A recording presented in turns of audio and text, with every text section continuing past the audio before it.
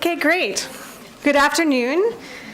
Welcome to Bunny Harvey, a symposium, honoring the career of Bunny Harvey, Elizabeth Christie Kopp, Professor of Art at Wellesley College, on the occasion of her retirement from Wellesley. Today I have brought together a panel of distinguished colleagues and students of Bunny's. At the closing of Bunny Harvey 4 Decades, her retrospective exhibition curated by myself, Meredith Fluke, curator of academic programs at the Davis. Before we start, I want to thank the Wellesley College Friends of Art, who have supported both the exhibition and related programs. The exhibition catalog is published with the generous support of the Office of the Provost and the Dean of the College, who have given support to this event today as well. To begin, I would like to hand the podium over to Kathryn Lynch. Kathryn, or Cappy, is the Dean of Faculty Affairs, and Catherine Lee Bates and Sophie Chantal Hart, Professor of English at Wellesley College. Please join me in welcoming Cappy Lynch.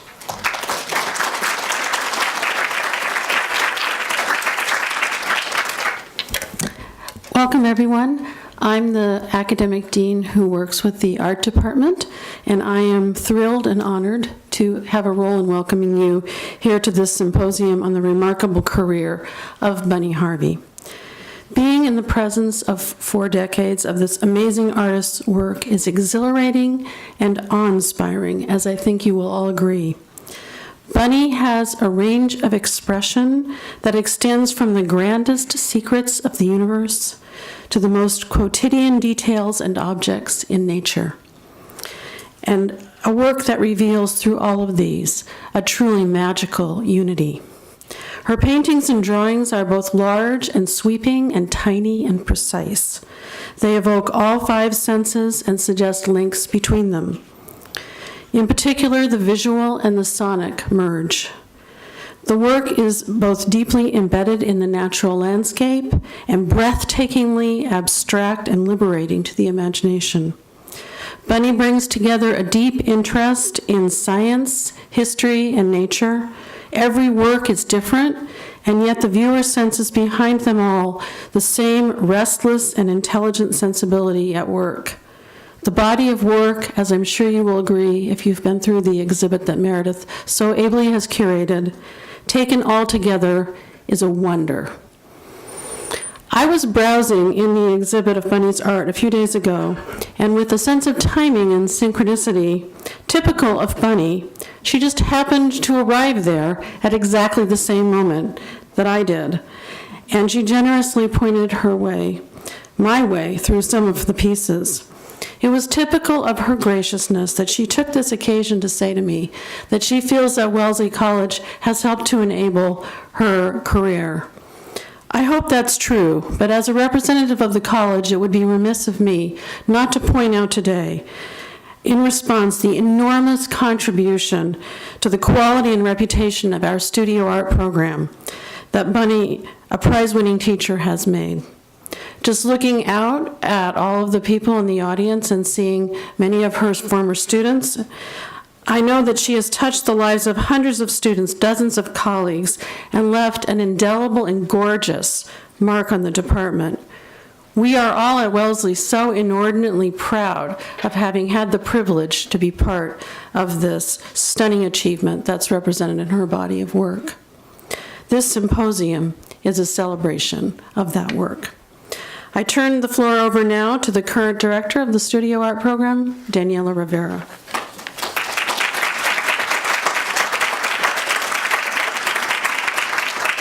Thank you, Cappy, and thank you all for being here.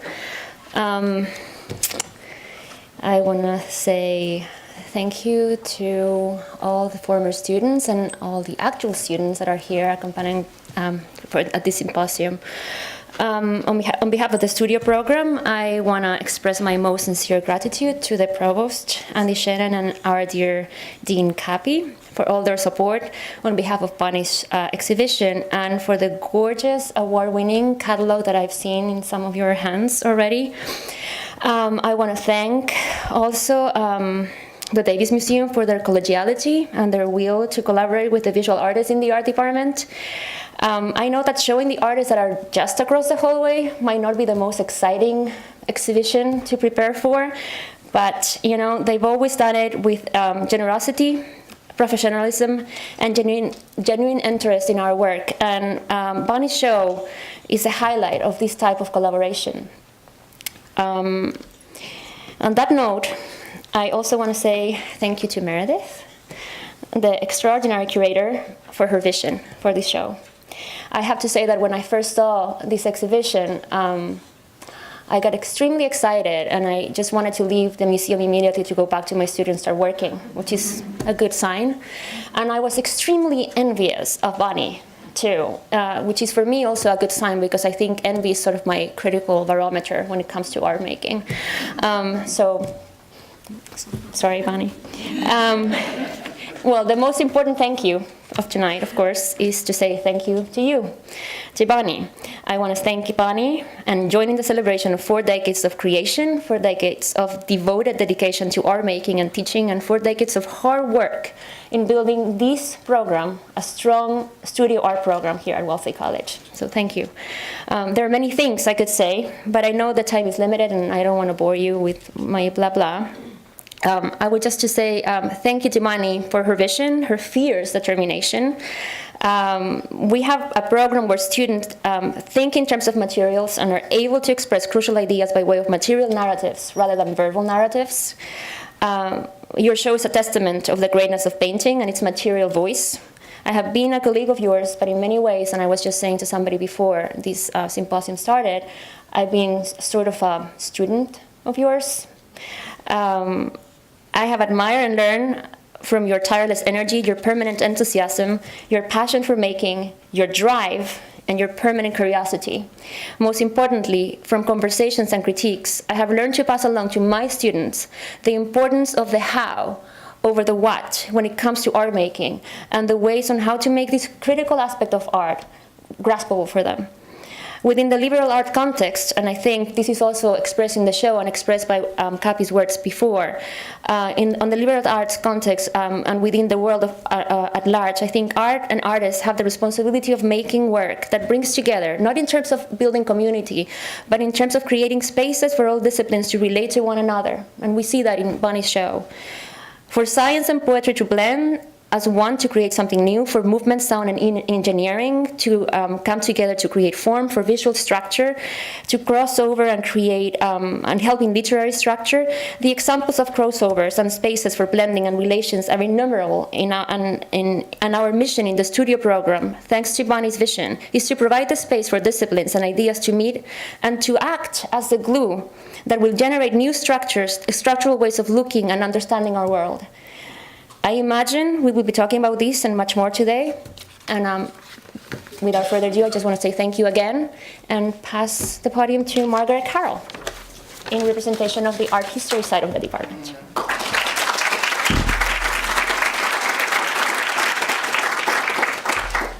I too want to join in giving thanks to my dear, beloved, and departing colleague Bunny, who has been wonderful. We've had a very invigorating relationship between the studio program and the art history program, and I have to say she has often, over the decades since she's been here, had to fight hard to promote and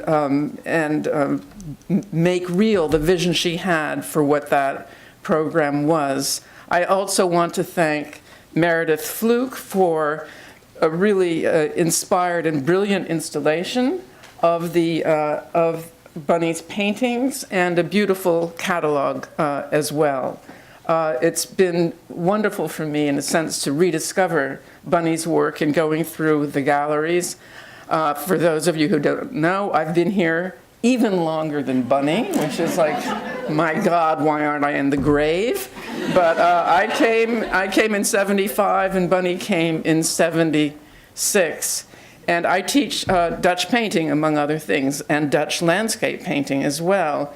And what's so revelatory to me is to see the way in which Bunny has created something entirely new that neither my Dutch painters nor I could ever have imagined. And it's this wonderful sense of discovering new aspects and dimensionalities in nature, but also in discovering new powers of what painting itself can accomplish. And that has been really spectacular for me. But that is not why I'm here today. I am here today to narrate the often blood-stained path of Bunny's career through the art department. When she came, well, not real blood, I have to say. It was never that bad. But when she came, she was one of two tenure-track or tenure professors in the studio program. I don't even know if it was a program back then. James Ray and she, and most of their teaching obligation was, as Bunny still, the tiny edge of bitterness explained to me yesterday was largely in service to the art history classes, and they taught something that some of the older alumni will remember. They took studio component with the art history survey class. When I think it was sometimes in the 80s, Nan Cohane brilliantly reduced the faculty teaching load from 5 to 4 courses. One of the things that had to go was that obligation to teach sections or conferences in the studio art courses. And in its place, what arrived was a really inspired new notion of what a studio art program at Wellesley could be, which Bunny really, I think, spearheaded in those years, where rather than just taking introductory courses, now students could have a kind of a ladder of 100 courses, 200 courses, 300 courses, level courses, and really develop the possibility of being studio artists with a kind of a depth and a seriousness and a discipline that could rival any other course in our liberal arts curriculum. And I think Bunny's greatly to be thanked for that. She also collaborated in creating the architecture major, which is very vibrant still to this day at Wellesley. She obviously helped expand the teaching staff of the program too, so that now we have not only painters, full-time, tenure track, but printmaker, Phyllis Mckinnon, who's about to speak, video artists, sculptors, and so on and so forth. So they really have, even though we're still part of the same department, they have grown. We have maybe shrunk a little bit, I'm not sure, but they really have a tremendous presence in their own right, and a kind of a moral and didactical heft that is very impressive. And I think that's the tie-in. One of the things that Bunny said to me, that she wanted to design courses both that would encourage and inspire her students to become serious professional artists, but also courses that could be taken by students who were philosophy majors or pre-med majors, to introduce them to a new and different and a way of thinking, a way of engaging with great big ideas, with nature. And I feel it when I look at her paintings, in fact, that this is an artist who has a sense of how, this is a Renaissance concept, of how to sort of bring down all sorts of different aspects of the cosmos into the painted work that she makes, and perhaps to impart that possibility, or at least that ambition, to her students as well. And that is another part of her contribution. She really developed a cohort of students here, student alumni. She created an early handbook of studio artists. Obviously, this was before the age of Facebook. It's a little bit easier now, but it took a lot of hard work at the time. And she was extremely innovative, as I'm sure her students will tell us, in her ways of teaching, of taking them to museums, taking them to galleries, to New York, to her farm in Vermont, making them mindful of the interplay between art and nature, which I feel is at the core of her vision and her work. And now I pass it over to Phyllis Mckinnon.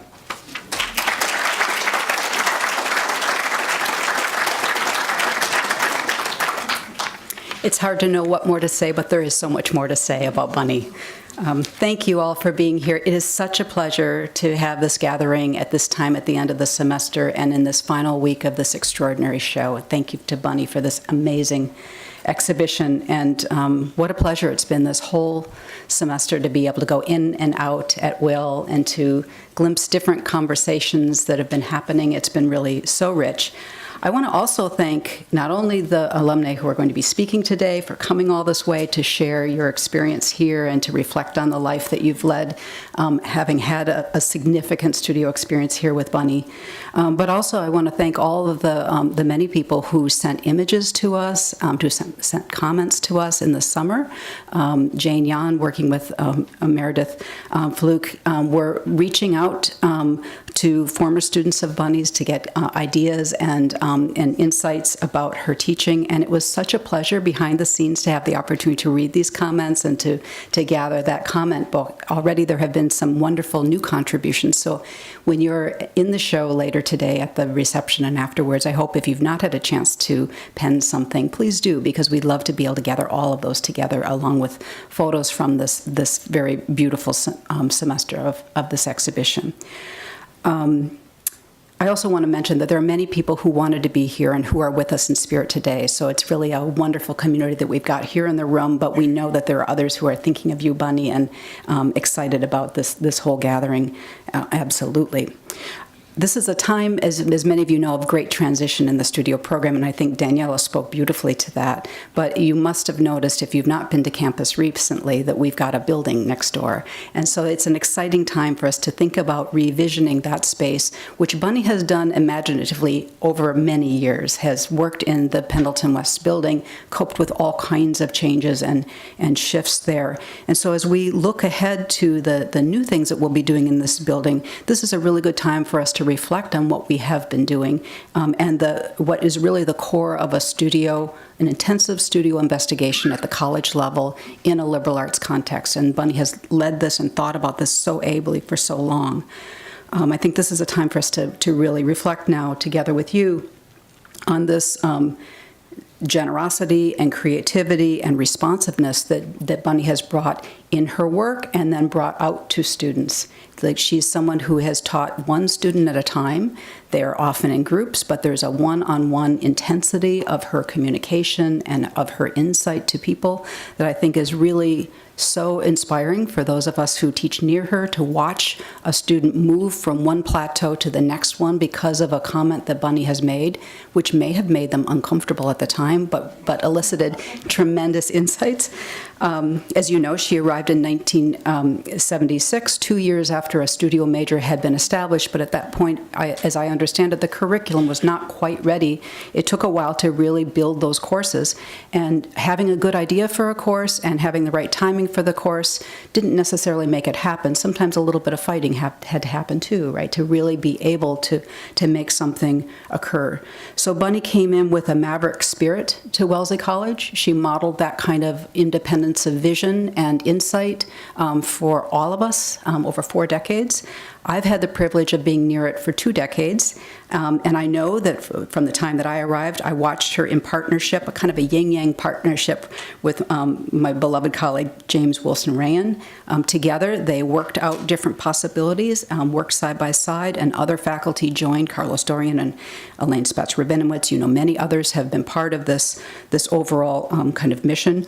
But Bunny is really a catalyst. She's the one whose art and life has really informed a fresh kind of dialogue with students, and I think that's what we have an opportunity to focus on here today with you and all of you together.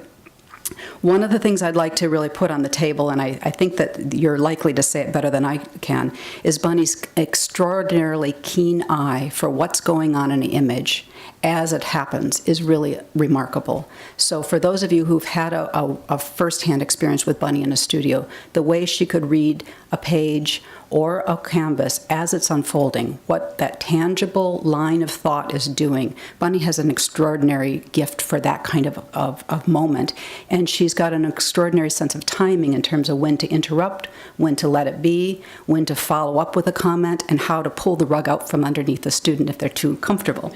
So there's this kind of tangible in the moment kind of learning and thinking that we do in studio art, and a good studio art instructor, a really truly gifted studio art instructor like Bunny, has those kinds of instincts, and she's honed them over 40 years. So I think it's an exciting thing to think about right now at a time when we wonder sometimes about what is the best role for the arts in a liberal arts context. What is the best role for a studio investigation in the context of an overall culture that is thinking a lot about STEM, science and technology, engineering and math? We know that those kinds of creative experiences happen in other disciplines, but there's something about a studio investigation and its tangible connection to ideas and that trail of thought that is so exciting. And I think we have an opportunity to discuss that here today with you, having had this experience with Bunny. I could go on and on about the way that Bunny has truly challenged her students to be courageous, to develop a sense of self and voice and conviction in the face of sometimes an unknowing world. But I think what I'd like to do is just finish my comments with a very private kind of memory, and it maybe make a link to those of you who have been students of Bunny's. 5 or 6 years ago, neither Bunny nor I could have envisioned this show next door. Bunny was making the work, of course, but I don't know if either one of us thought we were going to be here. And so I have to say, from my heart, Bunny, I am so grateful for your courage and your fortitude and your commitment and the tenacity and toughness of spirit that you modeled during your illness at a time when I know it was not so easy to get to college and be here through all of the appointments and all of the difficulties, to be here and be here for your students fully and present. I witnessed that firsthand, and I know how difficult it was and how beautifully you did it. I also know that from the point of view of opening my door one day when I was dealing with my own illness, I found a little nest outside my door. It was from Bunny, with a kind of note, the way she likes to sign those notes, from Bunny. And it had a whole lot of little items that were all wrapped up in different materials, and a note from Bunny. It said, I want you to hide all of these different items throughout your studio. And at some point during your illness, when you least expect it, you're going to find it, be surprised. I want you to unwrap it. I want you to know that I'm here for you. And I have to say, it meant so much to have that kind of imaginative kind of gift at a time of difficulty. I also, I think it gave me a glimpse of what Bunny does for students, the way she seizes their imagination, hides a little secret, is there for her students in the long run, beyond difficulties, and encourages us to kind of think in terms of self-discovery and personal reinvention, regardless of the times that we face. So thank you, Bunny. And I want to turn it now to my beloved colleague, Meredith Fluke. Thank you.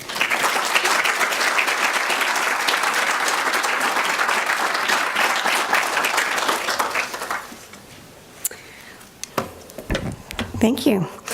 And thank you to Cappy and Daniela and Margaret and Phyllis and all of our roundtable discussants who will come up after I speak today. And of course to everyone who is here, who sent images, who sent me memories. It has been a really important moment and a really sort of long journey that I have embarked on. So I'm Meredith, just in case this didn't read across the room. I'm the curator of Bunny's show for decades. This show is going to close next weekend, December 13th, and it will mark the end of a long journey for Bunny and myself. I'm really delighted to speak today to honor Bunny and to meet so many of you who have helped shape Bunny's exhibition as a retrospective that explores both her artistic career and her contribution as a teacher and a mentor to countless Wellesley students. I have a PowerPoint. I'm an art historian. So my journey began more than a year ago when I arrived at Wellesley. New to the Davis Museum, and I might add, secretly, to curating in general, I was asked to put together an exhibition of the work of Bunny Harvey, whom I knew to be retiring from the art department at the end of 2015. Reflecting back on it today, and certainly in front of this audience in particular, that task seems even more daunting than it did at first. My first foray into curating, my first experience with a living artist. I'm a medievalist and also an architectural historian. The representation of Bunny Harvey's life and work was bound to a precariously steep learning curve. As I set forth to tell the story of a prolific artist, a teacher, a mentor, who's iconic on the Wellesley campus. Bunny also seemed slightly skeptical, but disarming and ready for adventure. So we forged ahead with countless studio visits and meetings, hoping to provide a shape to her 40 years of work. Together, we mined through seemingly endless reserves of paintings and drawings, while Bunny recounted the details of every single work, the location where it was made, the historical and personal circumstances of production, the emotions and sensations that layered themselves upon her memory, and which manifested themselves, often perceptibly, but sometimes not always, within the visual indices of the works of art.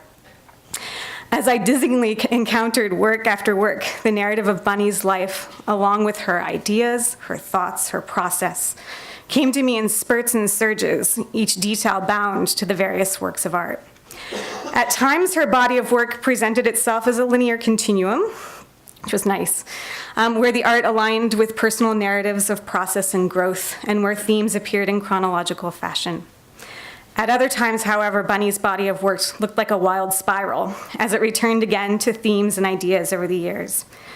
In both of these models, there were consistencies. Bunny's trust for her own authentic perceptions and experiences, her courage to hold fast to certain principles that guide her process, her loyalty to the paint medium, a corporeal approach to art making, in that her art is often sort of bound to her size, her stance, her relationship to the work of art, and a thorough consideration of the sounds and sensations and perceptions that flow through her consciousness through the day. The success of a Bunny retrospective needed to explore both the consistencies of Bunny's approach as well as her growth as an artist over the past 40 years. As the expression of that growth, the themes that Bunny has investigated and continues to investigate provided the structure. Her explorations of archaeology and the mystical and physical remains of the past, her interest in science, the underpinnings of human interaction and knowledge, her profound understanding of observation and perception, her humanist response to the world around her, and I thought that was what Kathy said is right. There's sort of a humanist, a Renaissance humanist that Margaret said in her speech. At the same time, it seemed essential not to impose a linear chronological structure. I wanted to install the space in a way that allowed the works to resonate visually across decades and to connect implicitly. In other words, I recognized the importance of pushing back against my own overly academic inclinations. In the case of Bunny Harvey, I needed to react to my gut, to respond to the parts of Bunny's oeuvre that I was most drawn to and that were or are most interesting to me. My gut encouraged me to exhibit both large and small works on paper and to give life to Bunny's studio and her process. Her prolific daily acts of creation and her impulse to consider and reconsider familiar material from new sensory perspectives. Most importantly, it seemed essential that some part of the exhibition would explore Bunny's legacy at Wellesley College and honor her contributions here. Perhaps it will surprise you to hear that collaborating with Bunny on this exhibition was effortless. It was also very challenging. It was both. Bunny is extremely generous with her time. She has an amazing memory for the details of her artistic process. She's dedicated to her thoughts and her emotions and expects the same level of commitment from her peers and friends. She's critical, yet loyal. And she's thoughtful and eloquent about her process. At the same time, she refuses definitions and categorizations, both in her person and work, and chafes against the attempt to be organized and interpreted and committed to paper. That is to say, Bunny defies curation. A fact that meant that I alone needed to reduce and essentialize this tremendous career and body of work in order to explain it to a general audience. I alone had to impose the structures necessary to tell the story, and this required an agency that was an extraordinary lesson and gift to me. And I am also eternally grateful to Bunny's patience, as she afforded me the space to define my own process. I suspect that letting go of her own story, of having it be told by a relative stranger, must have been challenging for Bunny as well. Or maybe not. Maybe it was liberating. But it's a testament to Bunny's courage and generosity of spirit, which has drawn so many of you here today. And so, I imagine, upon hearing your words, that my experience with Bunny was not unlike the experiences of so many people in this room. One of my most fruitful ideas that I had in terms of this exhibition was to explore Bunny's legacy by contacting as many of her former students as I could get my hands on. And I should add that most of your emails came directly out of her head. Requesting images of art created either during or after their coursework with Bunny. And these were later gathered into a slideshow that runs in the galleries if you haven't seen that. So I hope you sit and take a look, and I'll put it up in a little bit as well. Your generous and overwhelming response testifies to Bunny's efficacy as a professor, as a mentor, and to many as a friend. Your responses recalled Bunny inside and outside of the classroom, and to my delight, recounted the relationship that continued with Bunny and her words well beyond their Wellesley years into adulthood. And I'm just putting some of the things I received up. They included memories of Bunny as a young professor who, to your eyes, effortlessly seemed to navigate the uncharted territory of motherhood alongside her career as a professor and an artist, a path that many of you recalled as your lives required you to continue your practice as adults. You were not only amazed by Bunny's artwork, but also by her ability to garden and cook. That came up a lot. Feminine expectations that you must have chafed against as young progressive women. My inbox was flooded with the words of young people who entered into Bunny's classroom expecting to learn to draw or paint, but who were confronted instead by the following in-depth 20-part questionnaire provided by Pam Mayer, though many of you asked if I had it and you could have it yourselves. Many of you hoped that I could find it for you, so here it is. This questionnaire asked you to identify what kinds of patterns you would observe in everyday life, to make a map of the route that you would take every day, to identify 15 wildflowers that you have seen in this area, birds and bird songs, to discuss what kinds of rituals that you engage with. In this questionnaire and in your first day of class, you were immediately confronted with the rigorous approach that Bunny brings to artistic creation. You were forced not only to work hard, but really hard, and also to let go of your expectations, to break your bad habits, and to make mistakes. Many of you recalled Bunny's skeleton exercise, and I got a lot of images of Bunny's skeleton exercise, which asked you to approach something familiar, yet incredibly complicated, and which forced you to leave your preconceived visual interactions behind. Your memories consistently recalled a mentor who was a gadfly, a provocateur who was straightforward in her critiques but steadfast in her support of you. You were asked to challenge yourselves in ways that you didn't even know that you needed to be challenged. And you were forced way outside of your comfort zone. You were expected to find your singular voice, to follow your unique path, and to find the intersection between your voice and your practice. Most importantly, I heard the voices of students who were forced to take themselves seriously as an artist and as a creator, and to make room for your art before anything else, your lover, your parents, your children. That's a direct quote. Bunny. Many of you kept in touch with Bunny. This is for you, Barbara. Detailing the long years of correspondence through phone calls, through meetings, through emails, and of course, the ubiquitous postcard, as Bunny continued to act as a mentor through graduate school, through the beginnings of artistic and other professional careers. And many of you remarked upon the enduring challenge that Bunny provoked in you. As I gathered together more than 350 images that were sent to me from around the globe by Bunny's former students, it occurred to me that so many of you took her words to heart as you followed your own unique paths. And I have many pictures of you with Bunny, pictures that you painted of Bunny, pictures that you did in the classroom, pictures that you did when you left the classroom. It was amazing. Through this process, I have been in contact with many of you, and many of you have said that you wanted to say something today. And some of you I've asked to say something as well. So at this point, I would like to bring up our roundtable participants. They're seated in the front row, so if you'd like to join me up at the table.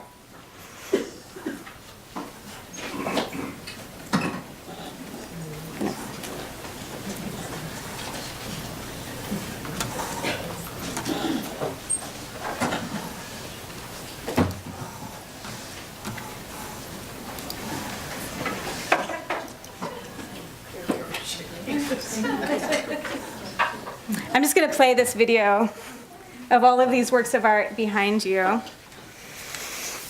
Hope that you can see them. So welcome. This is a group of Bunny students that I have contacted or have contacted me to say something about Bunny.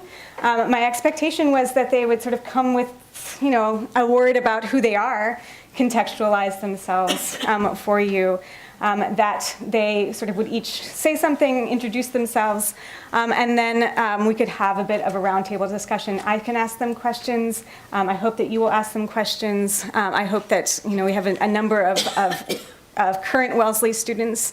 I hope that you have questions as well. Okay. I'm going to start with Jennifer on the end. Jennifer Brown, class of 1981. Welcome, and if I could, just have you tell us who you are and say a few things. And there's a microphone. I don't think I need it. You don't? Do I need it? No. No, probably not. I am Jennifer Brown, class of 1981. I have been in the art business my whole life, but my interest in art started a very long time ago when I was a little girl, really, growing up. I came to Wellesley as absolutely an art history major. That's what I came here to study. That's what Alfred Barr did for Wellesley College. I may be the oldest alum on the panel. I remember the general techniques class that Margaret Carroll referred to. And I took that class as part of my art history training and thought, this is very cool handling the materials. Maybe I should take a studio art class. It inspired something. A little light went off. And I, of course, I'm the only person here who didn't prepare anything, hadn't prepared for taking Bunny's class, which was a drawing, you had a drawing prerequisite. So I went to see her. Yes, there was a drawing prerequisite for painting one, as there should have been. How can you paint unless you can draw? Which I understand now. So I went into her office and found this very beautiful woman, a scarf blowing, and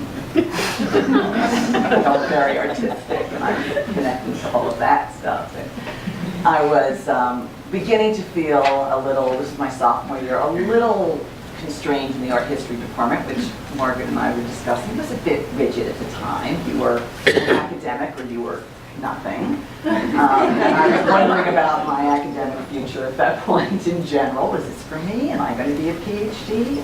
I like to watch a lot of TV. So I made a case for taking this painting class. I told her that I really thought I should be in her painting class and that she should trust me, it would be fine, I was going to work really hard, and she gave me a little bit of a hard time and then said, okay. And that was shocking. I thought I was really going to have to jump through some more hoops, but she immediately gave me that chance. She liked the fact that I had come to her and pleaded my case, I think. I showed up the first day and everybody knew how to draw, but I didn't let on that I did not. We had the first, it's amazing I remember this because you can do the math, it was a really long time ago. It was exhilarating and traumatic. And if you just give me 5 minutes, it's going to be a problem. But No, take your time. No, take your time. So, no, I won't. But you can all meet me later. I'm not going to go now. I started a painting, and it was a painting of my grandfather's paintbrushes. You don't remember this. And I brought it in, and in my mind it was going to be a photorealistic image. For a person who couldn't draw, that's really setting the bar high. And I brought it in, and I had worked very hard on it, and everybody had their paintings out, and we were standing somewhere else, well, apart from our pictures, and she walked around the room, and she had this way of walking that was just kind of a... And she came up to my picture, and I was ready. I was inside already feeling that I was the painter. And she said, who's this? You know, it's awful, she said. This is not what we want to be doing. Everything's wrong with this. Let me tell you what's wrong with this. And I was just, and you just ripped it to shreds. And I thought, this is the best thing that's ever happened to me here.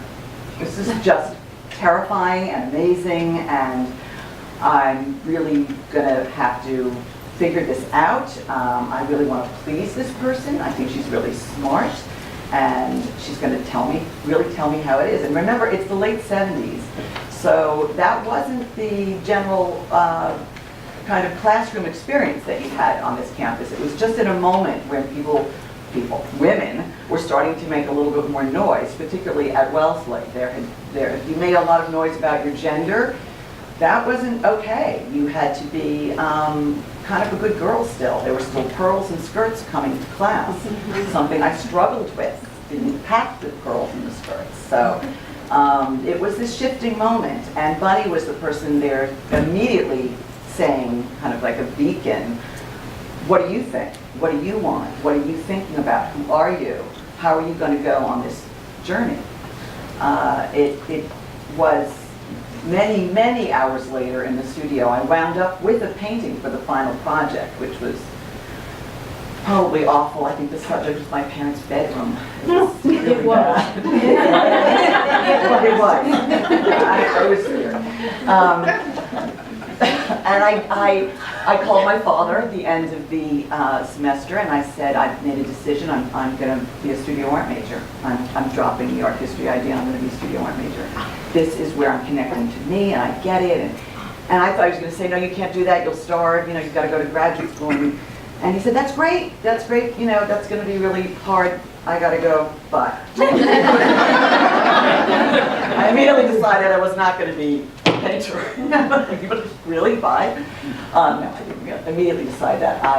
I did more studio art classes. I went on, but I did graduate as an art history major. And what I learned from Bunny and from the studio classes I had, specifically Wendy McNeil, who taught photography, who is long retired, and Eugene Eugenis, who taught history of photography, which was an unheard of course in 1978 to study photography as an art was something Wellesley was doing and nobody else was.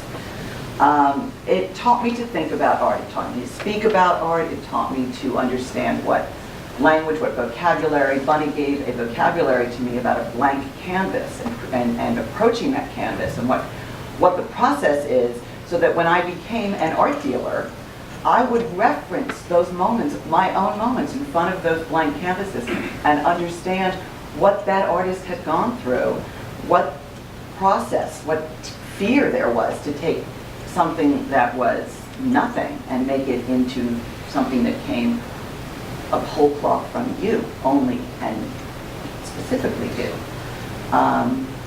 She gave me that courage, and I had the incredible good fortune of then representing her work. So we started our relationship again in 1990, early 89. So shortly after I started working, I was directing a contemporary art stable for an American art gallery in New York City, looking for talented artists. I had some well-established mid-century abstract expressionist artists, and we wanted to branch it out. We drove up to Providence and had a great day in your studio, which was, like your experience, completely exhausting. Every single object was remembered and defined, and I went back to my first experience with Bunny in the studio, and I thought, I can Now I'm going to sell this work. Now I'm going to be the conduit through which her work will now go out into the world. And she's taught me how to do that. So I lived with so many of these pictures that are in the museum. They feel like they're mine as much as they are yours. I said to Bunny earlier, there's one that I thought if I could ever afford to live with. I'm still selling art. If I could afford to live with this one picture, I wouldn't need furniture. We would never need to go anywhere. I would just get 2 chairs and have this view of my life, the rest of my life. That's, you know, a gift that she gave all of us and all of the clients who bought her work. She was very challenging to hang a show with, but in a good way. I never stopped learning from you the whole way through, and I think I may even have taught you a little bit, I hope. It was a wonderful reciprocal relationship, and I cherish that, and I thank you for all of an education that really was what true education should be, which it's not always the case when you go to a great school, you take wonderful classes, but only certain things stay with you 35 years later. And as you could hear, they're very present every day.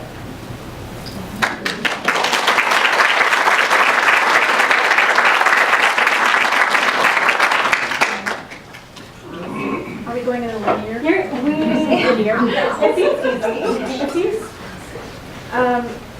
Do you need a microphone? No. Do I need a microphone? No. Yes? No? I was so flattered when you asked me to come and speak here because I think so often of Bunny, and I'm class of 1988, and I think so often of you, and in contexts that vary.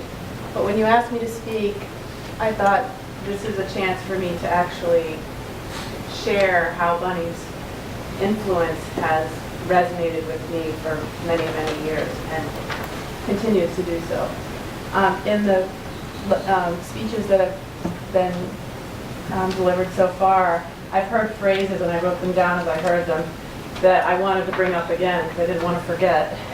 But the idea that Bunny has a one-on-one relationship with her students, that was certainly my takeaway from Wellesley. And I should say that my time at Wellesley was fraught with some ambivalence about being here, about what I was going to do here, what I was supposed to do here. And for me, Bunny made Wellesley a meaningful place and a place where I could explore my own development, which I had not really done before. I'd always done what people told me I should be doing, and I'd been very good about that. And I think Bunny's influence was to say, stop, wait, what are you doing and why, and make sure that it's honest and true. So that one-on-one was really key when I heard. Forgive me, I'm not sure who said that, but I wrote it down. The other thing was comments that make the student step up to a new level. And since I was very, very small, I have been a maker of things. I've always wanted to make things. And in the early years, it was wanting to get a craft book and go from the first page to the end and make every little thing in there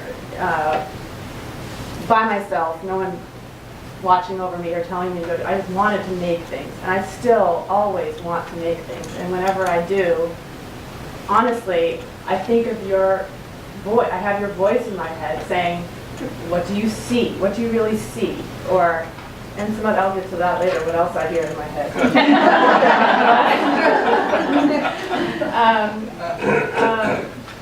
Critical yet loyal. I needed a critic when I came here, because I came here feeling very confident that an individual could pursue their own process and that would be just fine in the end. But in fact, what Bunny did was really challenge, as everyone has said so far, challenge what we all think of as a comfortable process. And I was very glad that she was loyal because she criticized my work a lot, but in a good way, yeah. Generous with her time. I always felt like the time I had with Bunny was so efficiently wonderful. I mean, she didn't waste words with me and with my work, which we'll talk about that later. But it was a generosity that I felt when she spoke with me. It was part of that one-on-one experience, but generous is a very good word to describe Bunny. And pulling the rug out from under a student. Bunny's critiques were important for me in developing, or in realizing and appreciating what my own vision was. I think my problem in all the classes that I took was that I often would immediately paint or draw what I thought I should see instead of what I really saw. Was that shadow black, or was it really a mixture of alizarin and another tone of some sort, another color? I was so resistant to that truth of trusting what you saw that I needed a very patient teacher to tell me over and over and over again to resist the temptation to be impatient. And I was very impatient as a student, and Bunny was very patient, thank goodness, with me. So as a student, I would say for Bunny, I was very stubborn, and I think a teacher is very skillful when they can tolerate a stubborn student. I was impatient. I resisted advice. I thought everything would turn out fine in the end, and I always ended up with a muddy canvas. Mixing paint in the brush on the canvas was my specialty. I just was really bad. I was really bad. And Alex Mikesell, who's a colleague of mine, I don't know if she's here, but, well, she could put 3 avocados on a windowsill and make it a masterpiece. And I just couldn't do that very easily. But Bunny seemed to have, and I said this to Meredith in my email, Bunny seems to convey a faith in her students that, you know, the pursuit of this goal that you have to pursue art or to make something truthful is worth the struggle and the process, the long process that you go through. So the faith that Bunny had in me, I think, was what I continue to take with me year after year after year. So even if I'm pursuing a career now, which I don't call art, but other people might call it a creative endeavor. I'm doing graphic design right now and have been for a long time. Self-taught, but largely through the lessons of Bunny and her colleagues at Wellesley and later at RISD. So it's the things that I take away from my Wellesley years are largely the words and advice of Bunny and her colleagues, but specifically Bunny. Some of the work I submitted, I don't know if it's in this slideshow or not. I haven't seen it. Some of it was literally taken from my experience with Bunny in her studio, where she showed me how, or showed all of us how she, in order to experiment with something she wanted to paint in one of her larger canvases, she would use a gouache study to think through the issue, whatever the challenge that was presented to her. And you know, I sort of segued from that memory I had of her into a project that I submitted for this event, where I said I had gotten to a point where I wasn't making anything that I felt was meaningful at all in my job, in my career. I said I have to start making something again. And so I decided to do a visual diary, basically, and do a painting every day, whether I felt like it or not. And they were the little gouache paintings, largely modeled after Bunny's lesson and influence. And the process was ultimately so gratifying. Sometimes it was just a swipe across the piece of paper and that was it for the day. And other times it was a little, we spent a couple hours on it. So it brought me back to being a maker, and I think I will always be one. I might go back and do that project again. The only reason I started was I started to want to make bigger things, and these were all very small paintings.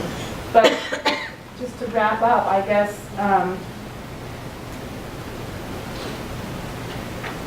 Bunny's biggest skill, and many people have alluded to it, is paying attention, learning how to pay attention, and to pay attention not only to what's around you and what you're looking at, what you're trying to interpret, but to pay attention to the inner voice that you hear, or to the sensibility you have in that environment, and just to pursue it honestly. I think I was too caught up in my years at Wellesley with trying to make a beautiful painting, like Alex did right next to me. And instead, I think now the lessons Bunny taught me are really kind of freeing me to, in a more mature way, pursue art or pursue a creative endeavor that is truthful and meaningful to me, an outlet in a very definite way. So Bunny, I'm so glad to be here. I'm sorry that I'm in North Carolina and you're here in New England, because I don't come here often enough to maintain a one-on-one relationship, but you have been so influential to me and to my father, who I always go into his studio. He's taken up painting, and I've said, well, Bunny would say, paint what you see, or she would say, pieces of paint, you know, and it's so true, though.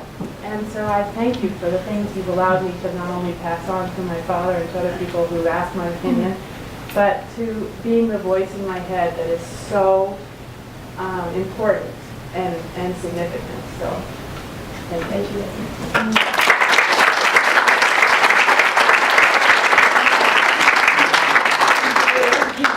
So articulate.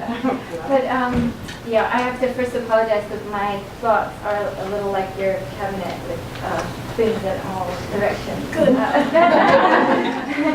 But I also have to echo that you're with me. I don't know if I can get through this without crying, but you're with me like every day in my studio. And I really think not only would I not have graduated from Wellesley without you, but I would not be painting today. I don't think without you. You taught me how to make art a part of my life. So I did prepare, but I'm going to try to. But before I came here, I just read something recently, and it's a Buddhist quote, and I was even wondering, like, should I read it? But now I think everyone in the room is going to understand what I mean by it. But I just read this quote, and it says, in order to truly teach, the teacher must insult the student.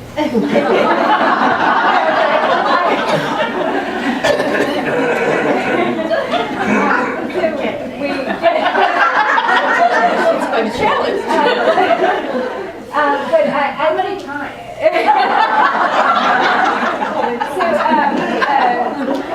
So I have to say that when I took Bunny's classes, you know, I more or less thought my potential is here, you know, and Bunny knows it's here, and she got me there in the course of time. I'll give a story of the insult. But the assignment was, it was in her seminar, and the assignment was to go to the Plains Indian show at the Museum of Fine Arts and to observe the exhibit and respond. So that was the assignment, to respond. So I did this drawing, and I was sure this is like the first time in my life I had made art. You know, like I had been drawing and drawing for life and this kind of thing. But this is the first piece of art I have ever made. And I'm so proud of it. And I get to the class a little early, tack up the drawing, and we're kind of going through the other work in the crit. And when it comes to my piece, Bunny looks at me and she says, "Patty, if you want to stay in this class, you need to work."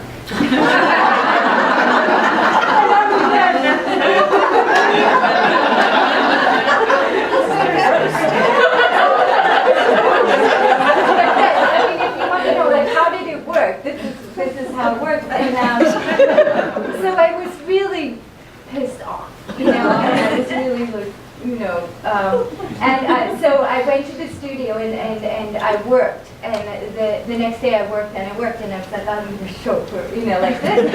And the next grit, I hung up my work, and I was completely unsure of all of it. And Bunny said, that's good, do 10 more. But that push, and that, I think without this lesson, I don't think I really knew what it would take to create art, to become an artist, really to sustain that intellectual and that interest that takes the whole mind. And I'm still aspiring. I feel about 70% some days, but I'm still. Tell everybody what you do. Oh, so I'm an artist working. I was in China for the last 8 years, Hong Kong 2 years before that, and now in Japan. There's one piece cycling through here, which I feel like you're with me in my studio every day. But actually, in fact, my friend Barbara, when we were looking at your exhibit just now and looking at the process, she said, "Oh, that's how you work." So creating rituals to create a space for thinking. And what I learned from Bunny was that she didn't treat art as an object, like you're not making a painting, but you're having a response. And I think you can see that in Bunny's work, is that you can't really tell where the last brushstroke came in. You can't tell, but you can see her thinking. And it's almost as if you're seeing it live. You see every mark. You see it, and then maybe the canvas is moved, and the next series of thinking happens. But it's really it's a place for thinking. But this big piece I'm running through, it's in the slideshow. It's based on Bunny had us do a project which is like a journey. And that piece is W.B. Yeats' Journey to Byzantium, based on the poem Sailing to Byzantium. But in fact, there's many different parts of that journey, and one of which is that I take my bike to my studio every day, and the bike lanes in Beijing are about as wide as that piece. And every day, there's bright sunlight in Beijing. Everyone hears about the pollution, but the fact is the light in Beijing is incredible and it's beautiful. And the trees fall onto the bike path and create this flickering black and white image. And in fact, the strokes and are part calligraphy, part shadow, and the sailing, my own sailing to Byzantium. And yeah, I learned, the seed was planted with Bunny, but like I said, she's with me every day. So I also want to mention my arrival at Wellesley, which Bunny once said it was as if a spaceship had dropped me off. And I kind of landed, like almost like I'm from the inner suburb, and I had braids in my hair. I was still dressed. It was 80s, still dressed in the 70s, but like the unfashionable kind of 70s. Overalls, yeah, Carter's overalls, and then hi, and work, and I was a transfer student, and I was from a local college in New Haven, Connecticut, where I was studying medical illustration. And the other story of how I actually got into Wellesley, I'll tell, you can ask me, but I was only, my parents could only afford one semester of tuition. And they basically said, well, you got into Wellesley, you got to go. And at the time, I'm hoping it changed, but Wellesley didn't offer, very rarely offered financial aid to transfer students. So I was going to go for my one semester, and I was applying to other colleges while I was at Wellesley.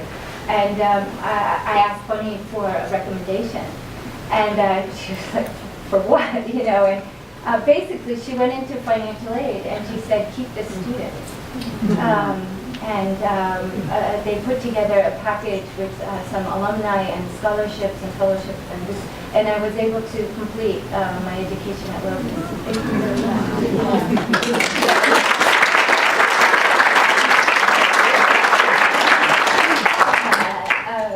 So yeah, the one-on-one, I thought it was only me, but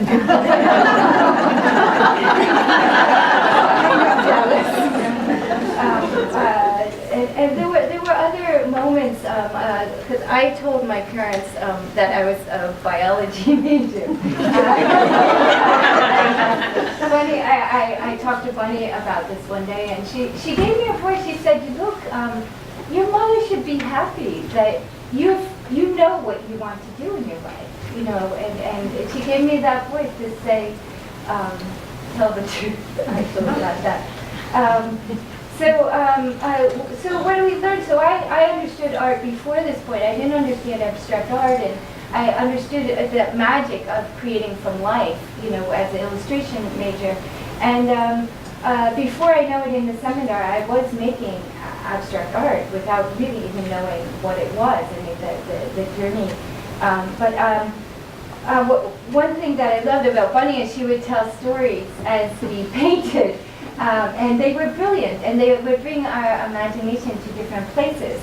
But some I just wanted to mention, some that I remember. I wish I had remembered them all, but she talked about being an art student at RISD, and one day, or I don't know if it was a habit, but going to class in a wedding dress, and painting in a wedding dress, and this was just... They were 25 cents at the Salvation. They were good rags. And also like questions like, she would just say things like, I think I'm going to give an assignment where you have to paint the space inside your mind. And that would be like, but I still think about that. Like, what is Bunny's mind? I think you just think that. There's a whole show of it.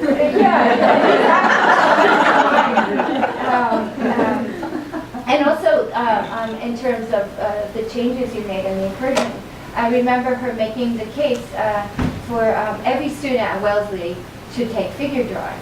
And the kinds of things that it would teach were like decision making and project management and Citizenship. Yeah, because every time you make a mark, she would say every time that is a decision, and you assert yourself with that mark, and that knowing that in going into the world with that, you know, and she did in fact get many people to take figure drawing who were not confident in drawing.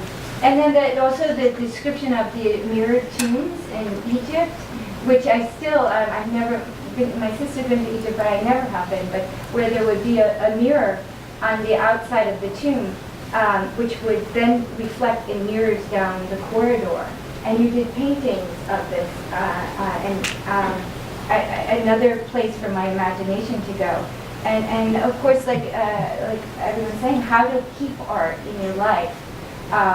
And make it not the most important, or as a place in your life, with everything, child raising and cooking and farming. But I remember making priorities, and Bunny did really believe that her class was the priority. So in spite of chemistry or philosophy or whatever else you were taking, there's no excuse to not have your assignment. So the artwork is not an object, but it is a response. There was no reason to obsess. There was something called dumb painting, which was when you had the paint on the brush and then you did the space and then you, you know, just right. Dumb painting. Dumb painting, like and that skills and improvement, they were acquired on the way. You know, you didn't think, oh, I've got to first know how. You went in and you got the skills as you went. You dove in. Rituals combined with journey, creating rituals as a way to enter mental space, like you are throwing dice and finding number patterns. I write Chinese characters And then that goes, for me, I write Chinese characters, and then I do a drawing from life, and then I draw the drawing. And, you know, I have this whole steps of things that don't really matter in a way that bring me to the space of painting. And Bunny has the rituals of whatever you're doing now and the gouache, and then entering that space. And there was a chewing gum ritual. Sculpture. And then finally, I just remembering some assignments we had. The first class I took was advanced painting, and I walked in the classroom and there's this massive tangle of still life and ribbons and topped over statues, and you know, the idea was just to select from these still life. And there was the figure painting with the model seated on top of the American flag, a very radical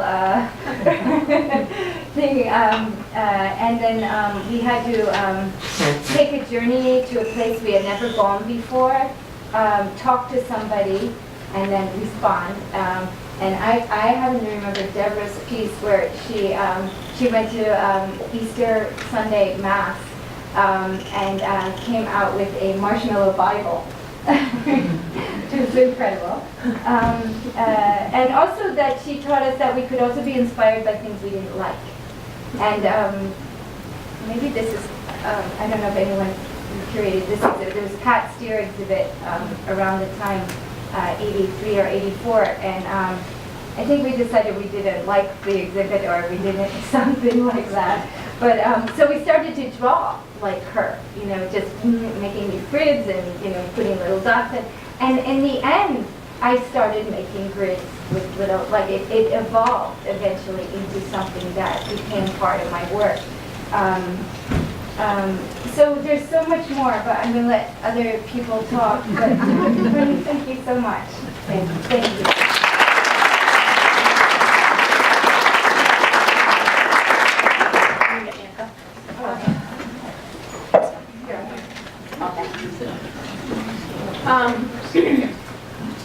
So I'm Charity. I'm a painter, a writer, a curator, mom. I work with a nonprofit.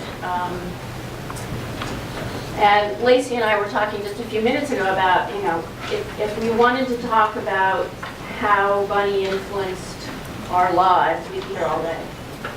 So I just want to talk about a small aspect of it. And I guess what I wanted to say is that Bunny taught me very little. I joked about, at Bunny's opening, I joked about the fact that I took one class with Bunny and she ruined me for life.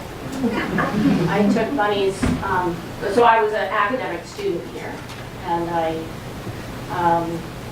took drawing one with Bunny, and it just changed my entire way of looking at the world, and so I dropped out and decided to become an artist. And so Bunny and I have remained friends since then. I worked as her studio assistant in Providence. So Bunny taught me very little, but she exemplified everything. She showed me everything. She welcomed me in. She wove me in. She painted me in. Sorry. I thought I'd start that over again. But you taught me little, and I value that. And so I wanted to talk a little bit more about how you mentored me, because I think that's almost more important than what you taught me. Although you did teach me how to draw. I'll give you that. So there's three aspects that I was thinking of, and I could, again, go on all day about them. But as Bunny's studio assistant, I was in charge of things like sweeping her floor and tidying up her palette and stretching her canvases and wrapping her canvases when they needed to go to a show, and labeling slides back in the day when you labeled slides, and keeping her mailing lists, and all the sort of ordinary, mundane, dirty, boring parts of being an artist. And those are the sorts of things that are never taught. and are so valuable. And as you go out in the world to become an artist, to have all that richness of how you have to keep your floors absolutely clean if you're going to stretch a canvas or you'll tear your canvas, it was such an invaluable life lesson that helped me sort of project myself to being an artist very quickly after school. So another example is, everybody talks about Bunny's cooking. I came from a family where food was a necessity. It was also, it was the choices that were made around food had to do with what was the latest literature about longevity, and so I was raised on margarine and no salt. It was a dreary childhood. And Bunny showed me how something as ordinary as a daily activity could be an artistic practice. It was beautiful. It was the smells, the colors, the textures, how things related to each other, the chemistry involved. When I eat with Bunny, it's like painting. To me, it's the most, it's so much more than food. So what I got from that experience was how ordinary life and art can be the same thing. And I had seen people who practiced art, but were not artists, who had not woven art into their daily life. And I liked that. I liked that art wasn't just taking place in the studio, it was also taking place in the kitchen or in, you know, things that you, what? In the garden, sorry. So that was the second lesson, I guess. And the third thing was, I was an eccentric child. No longer eccentric.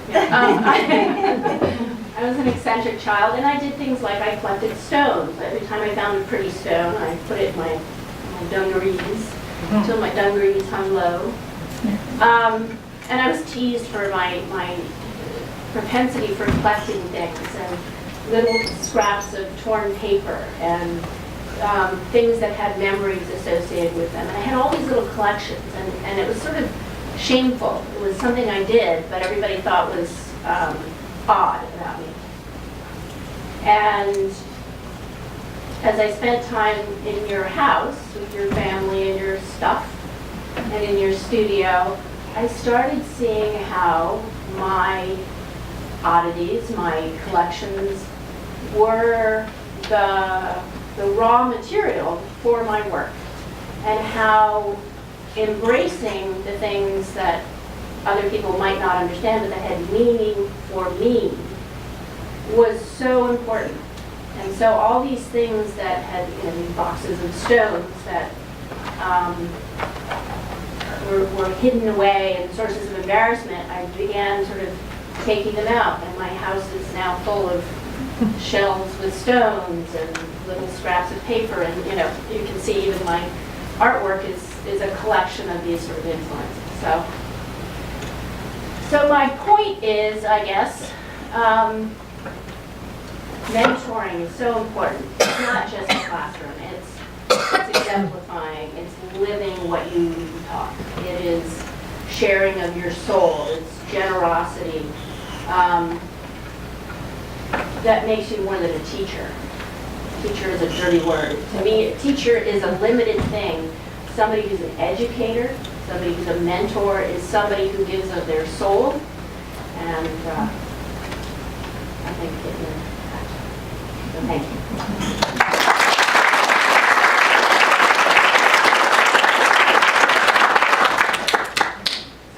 Hi, I'm Jennifer Kaufman. I'm from the class of 92. Thank you for having me. I make drawings on paper and also that are installations specific to a site. And I want to just talk, since you were talking about a teacher, I've written down a few things What I remember so clearly is coming upstairs, there was the Department of Education and the Department of Art, where there was something about that. And that Bunny has demonstrated a seamlessness between these two. So when I hear people talk about what's interdisciplinary, or I always envied the women I was brushing my teeth next to in the dorm who were, in economics or poli-sci or English, or these majors that seemed possible to figure out how you would go to the life. But really, to me, all of it now seems so seamless. When you have an educator that teaches you how to problem solve, and that making a mark is an act of decision making. I was at the airport yesterday, and the Harvard Business Review had a magazine on how to make decisions, and I thought, oh, I should buy that, because I've never been good at decision making. But I didn't buy it, but I felt really reassured listening to you talk about this way of art and life and thinking seamlessly integrated, that yields meaning and a way of participating in the world that I think this college cares about. I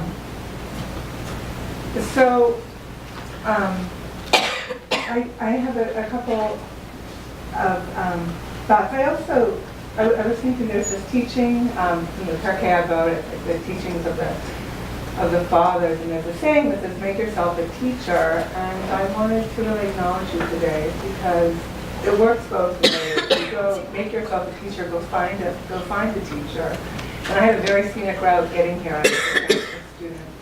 But I know that you have made your students their own teachers, and that's such a profound gift.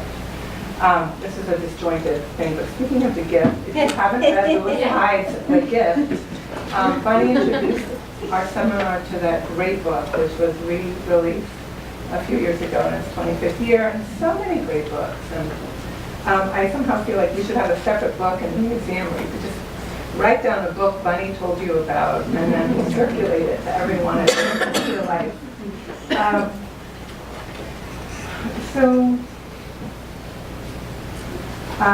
I guess I want to say that there were a lot of teachers here that I was grateful to have, and George Stambolian, and Owen Jander, and Frank Bedard also. And you allowed me to make the case that it was okay to think about whatever I cared about, and that it wasn't a bad mess. It was a hot mess to be interested in a lot of things. And I was listening to the video on your website, and you very early on you talked about painting as a place where you can think. And I had not ever found a way to consider my thinking as valuable until I got here. And so I'm so grateful to have had a model for showing how to make sense of one's thinking and one's life. I may be making this up, but somehow, I heard about the wedding dress thing too, and then maybe you would be able to bully on a motorcycle together somewhere.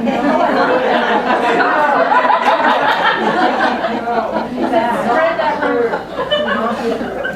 But actually, well, I'm thinking this so seriously, but speaking of, so anyway, somehow that makes me think of calligraphy, but I think that there is a sense of learning and thinking that I know I can trust in my work. And speaking of trust, another really important skill that a teacher can offer, and I think you do so well. One night, Stanley Kunitz, the poet, was reading at MIT, and I went in to hear him. And I came back the next day, and there was this assignment of thinking of somewhere you've never been. I can't remember how you said it. And my painting changed completely. I started drawing really with paint, and I was so self-conscious. I was frightened by my own decisions. And I said to Bunny, I'm concerned it looks a little crazy. And you said, that's okay, be crazier. And I think that's one of the most valuable things anyone has ever taught me. A parent can't teach their child that safely or feel okay about it. And so I really am grateful for that as well. So I think that's enough. I could go on and on also, but well, I want to say one more thing. I don't know who I'm talking to. I don't know who's a professor or current students or not, but I took my interest in science and archaeology and mysticism that Ben and really validated and widened the doors for it. And I went to work for a physics and art museum in San Francisco. And the places where I have worked longest are that place, which is a place of awe, and a nonprofit funeral home, which is also a place of awe. And recently, and it's never been clear to me how drawing and this employment makes sense, but recently, it's taken almost 25 years, I'm beginning to find my own seamless relationship between those. And it all comes back to a point in Pendleton with you. It really does.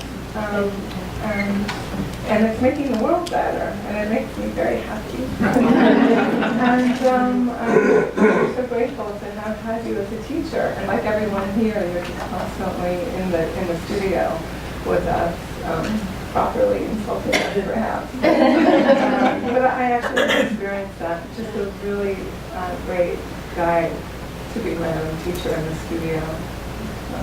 Thank you.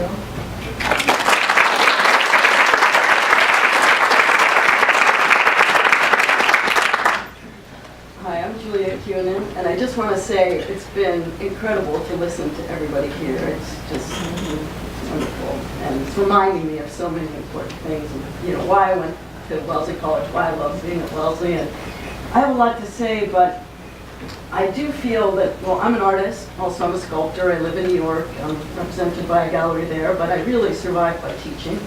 Head of an art department at a private school for kids, but I also teach adjunct, and we'll be teaching grad sculpture class at Pratt. So everything that I'm hearing now is, just soaking it all in, because I think as a teacher, your job is never finished, and you're constantly trying to be a better teacher, and constantly improve what you're doing, and I think that you are that model.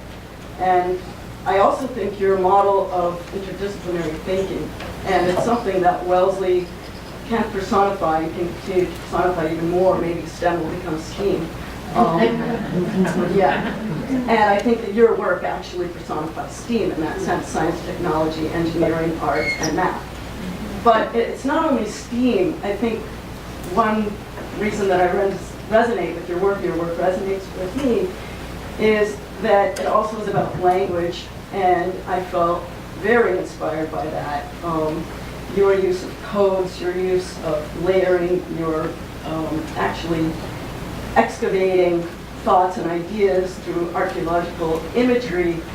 And not only are you excavating it, you're presenting us with the artifacts and allowing us to make sense of them. Everything that you make is almost like a puzzle, and we're allowed to enter into it and discover it and get lost in it. And I think getting lost in the work of art is really, really important. And well, I only really took one class from Bunny. Really? But I have to say that she's been the constant in my life in terms of my connection to Wellesley. There are two other teachers that made a big impact on me. One is George Simrolian, and one is Mia Janis, and I know they've both been mentioned today. They both worked together. They worked on interdisciplinary projects. They taught the nude and the autobiographical impulse, and I just felt that these three professors really were going in the right direction, and Bunny really set the stage for an important respect for the arts, really, here at Wellesley College. I just see all of you as connected. And I'm glad you brought up Frank Bedard. It's one thing, a person that I wish I had studied with, but Nia wrote in his catalog. Oh, great. My first catalog. Yeah. Great.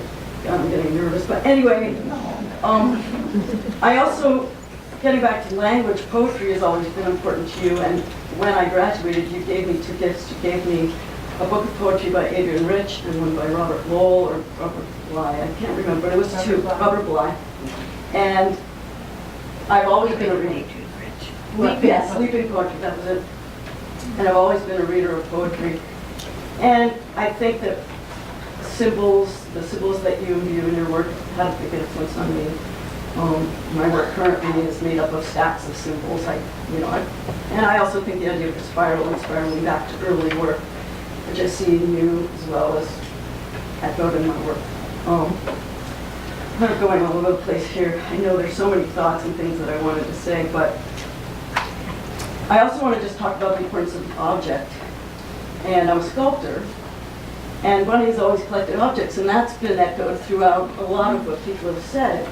And seeing that displayed today, it's just really profound. I just love the fact that all of your collections and things that have been talismans for you are accessible to us. We've always had this magical, mystical, private world. And I know it's gone into your work, but when you've shown me those things or I've been surrounded by them, I've gained a little insight into who you are. It's about, anyway, it's cryptic, but you create your own language, your own system with them. Like the number 9, I remember you saying is your lucky number. And then I went and I saw all those cards that you collected and found probably over years. So I will say that I worked for Bunny. Actually, she gave me my first real job after Wellesley. The first week after Wellesley, I helped you open a studio in Vermont.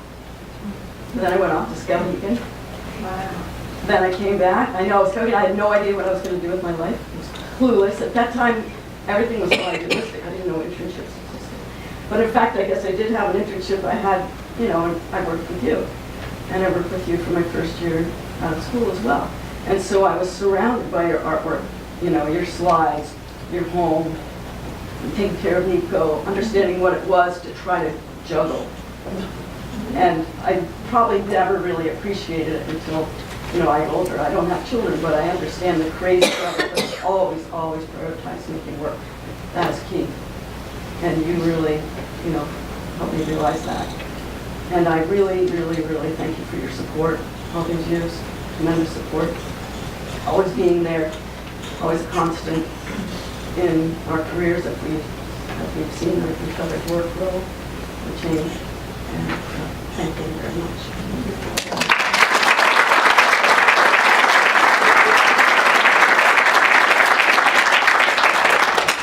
Seems like a good time to say everyone's already said everything. There's really not anything left we should talk about. But the fact that I'm here and I came all this way, I should probably say something. So I made 2 lists. I made a list of things that I remember you saying or doing, and then I made a list of ways that I've seen those in my life. Okay. Don't be nervous. Okay. So number 1, I remember Bunny saying that yellow is a color that won't sit back or recede in a painting. It will always pop out and insist on being itself. And in graduate school, where I went soon after Wellesley, I had a dream where I said to myself, but what about me? What about the yellow? That I sort of had personified yellow as the thing that couldn't go back, that had to be there. And then more recently, I was trying to understand. I teach a lot. I teach painting in a program here in LA, and as well as try to paint myself. So I was trying to understand atmospheric perspective so that I could explain it to my students. And I learned that yellow is the color that drops away as you look back towards the mountains. Those purple mountains look purple because the yellow is gone. So there was, again, Bunny's idea that the yellow will pop forward. It really does, even in the landscape. Okay, that's number 1. 2, I want you to think of the color as pieces of paint, she said. So recently I was demonstrating painting a self-portrait to my class, and I was trying to explain to the students always want to know, what do you mix to make skin color? And one guy says brown and white, and other people say always include black, and I was trying to explain why I don't mix a skin color. I just use the colors on my palette, and I put the color that I see in the place that I need it. And I found myself telling my students about you and the idea of pieces of paint and taking a color from the palette. I don't think they knew what I meant, but it really makes sense for me. I remember you saying, let's finish this critique quickly before Deb falls asleep again and crashes off the stool. And I think of that every time I watch someone fall asleep while I'm talking. So it's hard to come back. Okay, number 4. I asked you, Bunny, is there a color that's lighter than white? And you said, of course. And then later that day you said, there really isn't a color like that, but you should always try.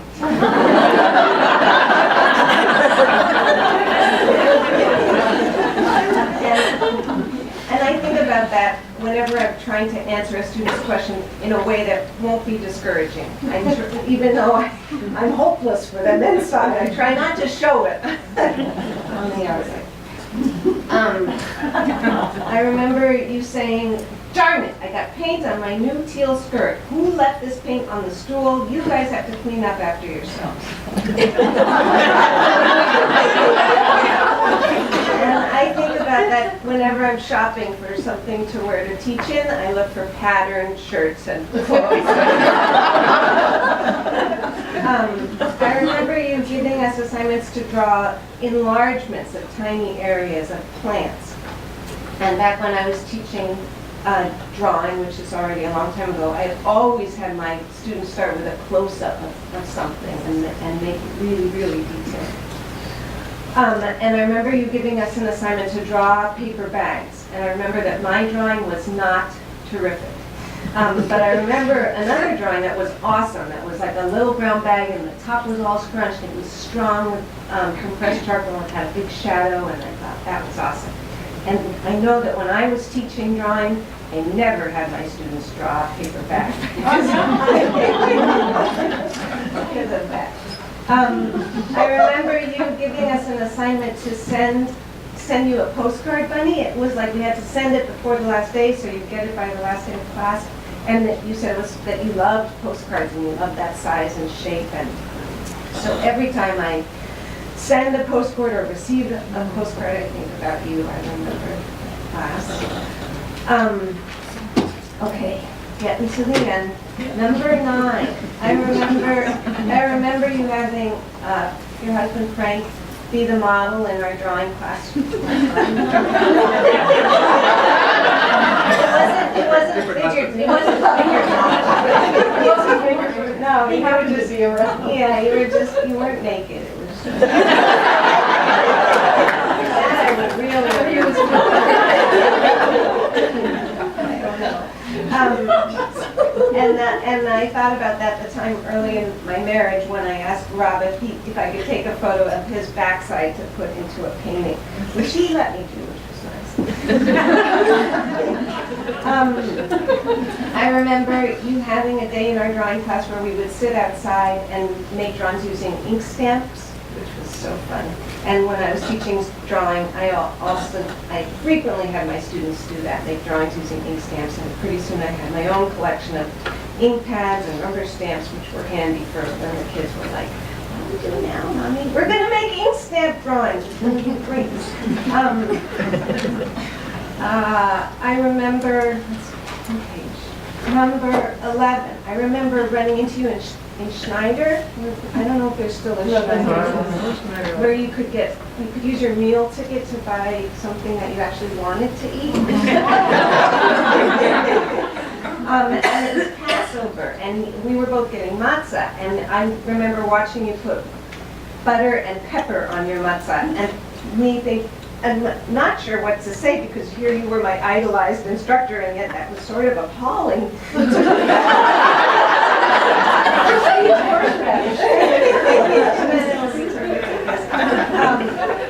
And every time I put honey or butter and jam or really anything else on matzah, I think of you. I still haven't brought myself to try that butter and pepper, but someday I will. I remember you telling us about the ritual of rolling dice in your studio, as I think Patty mentioned, so to get yourself in the proper state of mind for painting. And And I realize that when I go to my studio, I almost always start with a snack. And now I play Scrabble on my phone until I feel good about everything. And now sometimes I light a candle. But I remember that you had this pre-painting ritual, and it made me feel like, well, you know what, this is okay. This is a way that I have of sort of centering and thinking and getting ready to work. I remember, like Patty mentioned the nude model that you had sitting on the American flag. That made a big impression on me too, because I remember that the reflected light was such that it reflected the stars and stripes on her thighs. That was very and when I first started back teaching after my children were born, my son was 10, and it had been a while since I had taught, and I had a mannequin that someone gave me, like in my studio for probably 10 years, that I hadn't known what to do with, and I dragged it to school and put it into the still life, and I thought about you and your awesome still life. So, okay, one more page. We're doing great, you guys. Number 14. I remember you telling us that when you worked in your studio, there was some occasion where like 9 of us were all in the bathroom where there was 2 stalls and 1 sink, and you said, I'm going to wash my hands before I use the toilet, which is a lot what I have to do in my studio. Why that stuck with me. You don't often use the restroom with your favorite professor. It's just that simple. I'm glad I don't remember that. So now, every time I wash my hands in my studio after painting, but before using the toilet, I'm afraid I think of you.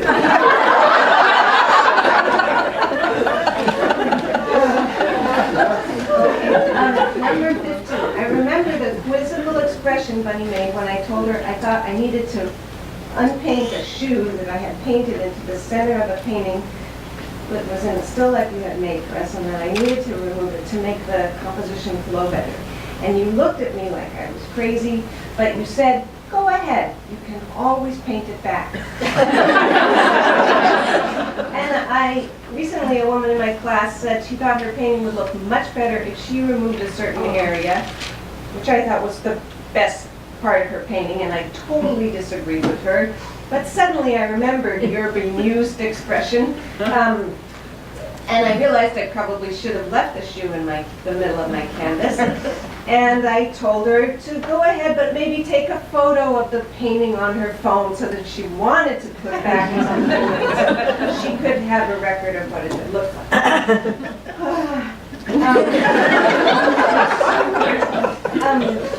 And finally, I remember that you reprimanded our whole seminar class, probably except for Patty. Because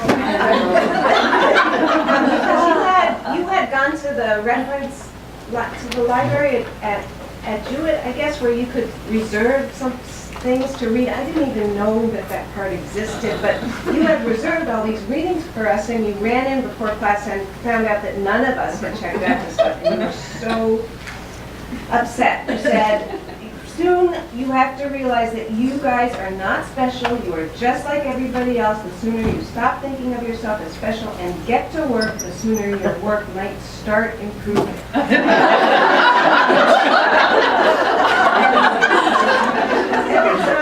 Every time I wonder if a painting I'm working on looks good, or if an idea I've had is any good at all, I think of you and what you would say and how you would motivate us. Thank you, Bunny.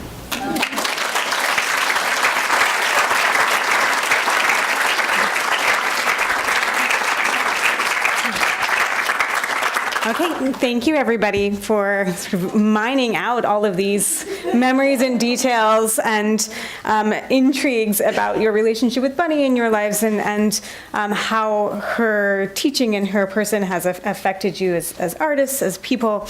I wanted to have some time for people to ask questions of either sort of a single panelist or of the entire panel.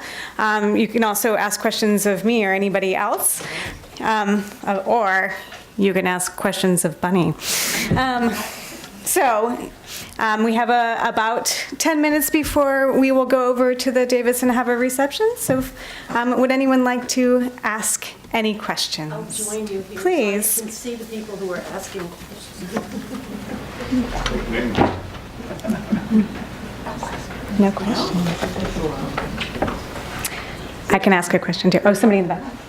I just wanted to highlight that my good friend Sophie Shimazaki came here from Japan with all of you, and especially for Bunny for today. Sophie! I thought she might share her. Yeah, Sophie, come on up. Sophie was my first student.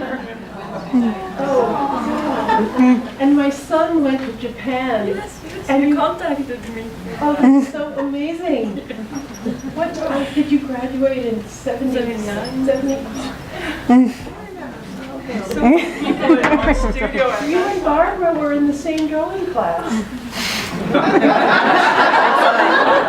There were only 3 students and the dean let me keep the class. But you did a few, I didn't realize. I'm so happy you're here. I wanted to share a couple of Please, please. came all this way. Yes. Oh, Sophie, would you like to share some thoughts? You don't know. I just remember there were so few people in the class, and I was just thinking, listening to all of this, I at that time I would never thought that we'd stay for 4 decades. Frankly, I didn't think so. As other people said, you were very different from other professors at Wellesley, and very freewheeling. But just, I really enjoyed the class because it was open, and you were so open and very warm, and it was like, having fun in the class. And I just feel very lucky that I was able to be in that class that went on to, to spread so many people, influencing so many people's lives that went on. Do you live in Tokyo? I live in Tokyo. Patty is moving to Tokyo. I've seen pictures of the Tokyo Wellesley group, so you need to welcome Patty.